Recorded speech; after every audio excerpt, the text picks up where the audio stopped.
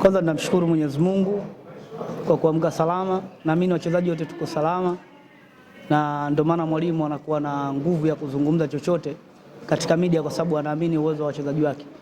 Naamini ni kipindi kigumu kama wachezaji au timu kinapitia, lakini kwa ule ukubwa ambao mwalimu anatupa na uwezo ambao anatufundisha katika mazoezi, tunaamini tunaenda kufanya vizuri katika mchezo wa kesho. Wenzi pengine morali ngoje kwa kama wachezaji, kwa maana ni muda mrefu tumekaa pasipopata kumpea ushindi, hasa mkiwa katika afya na basi. Mashabiki hivi kama asante mmelisubiria. Sisi kwetu kwanza ni kipindi kigumu kwa sababu ili uweze kuwa katika nafasi nzuri lazima ushinde. Kwa sisi kwetu ni kitu ambacho tunazidi kujifunza na mwalimu anazidi kutupa maelekezo mazuri katika uwanja wa mazoezi, na tunawaahidi Watanganyika katika michezo yote ambayo tumepoteza na michezo yote ambayo tumepata ushindi, kesho ni mchezo mmoja hapo ambao tunaenda kupata ushindi. Kwa tunamwomba Mwenyezi Mungu atuamshe salama ili tuweze kufanikisha kile ambacho tumekiweka katika mioyo yetu.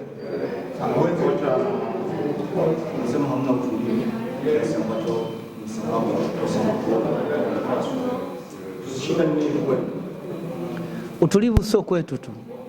Kila timu ambayo unaiona ambayo inacheza mpira wa miguu kwenye jambo la scoring ni gumu. Na ndio maana beki na steka anapewa pesa nyingi kuliko beki. Ngaja beki ndio ambaye anazuia. Kufunga ni kitu kikubwa sana. Lakini kwa uwezo wa mwalimu ambao sisi ametufundisha mazoezi katika kipindi kifupi ambacho tuko naye, tuna imani hicho kitu kwetu kinaenda kupotea na tunaenda kukipata na kupata ushindi katika mchezo wa kesho. Ili kukamilisha hicho na ili kuwa hicho ni kitu kizuri kwetu, njoo kesho uwanjani, njoo uone hayo majibu ya maswali yako ambayo unaniuliza.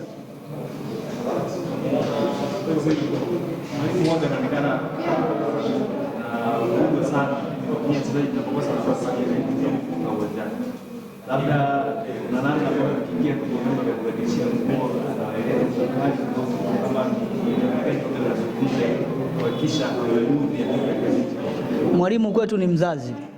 Hata akifoka vipi, mzazi anatakiwa ukubali kile ambacho anakifokea, na yeye muhimu ni kutengeneza kile ambacho mzazi anakihitaji. Kwa sisi kwetu kufoka kwake ni sehemu ya kututengenezea kitu kizuri kuja kukipata. Kwa hatuwezi kumlaumu katika hilo, na hawezi pia kutufokea kama watu ambao wafanye nao kazi vizuri. Ni mtu ambaye anafanya kazi na sisi vizuri. Kwa hiyo yeye ni mmoja wa watu ambao wanaamini kuwa sisi tutapofanya vizuri, yeye anazidi kupata sifa. Yeye kwake sifa ndio kitu kikubwa kuliko pesa. Kwa sisi kumtengenezea kupata sifa lazima tufunge.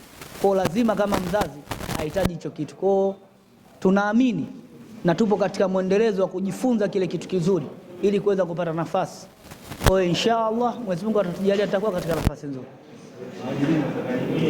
Kesho ushindi tu. Hamna hadi nyingine. Kesho ushindi, tuamke salama wachezaji. Mwenyezi Mungu atujalie pumzi njema na kila ambaye atapata nafasi katika mchezo wa kesho aweze kutumikia Mashujaa vizuri ili kufanikisha maisha mengine yanaendelea.